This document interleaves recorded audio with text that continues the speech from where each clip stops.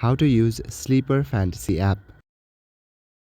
Sleeper is a fantasy sports app and the web version that supports multiple sports like football, basketball, and etc.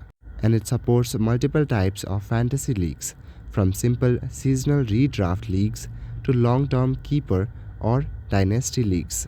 Once you install this application to your device through App Store or Play Store, open it on your device.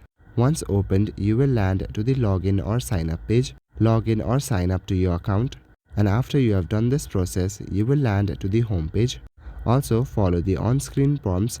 You will just need to choose your favorite teams and leagues. Once that's done, you will land to your home page. Here you can either create or join a league. You can choose among different league formats, redraft, keeper, or dynasty, depending on how long-term or simple you want the league to be.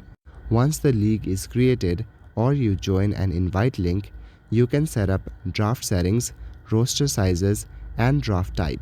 There are different draft types: snake draft, auction draft, supplemental, or additional draft. That's all for today. Thank you.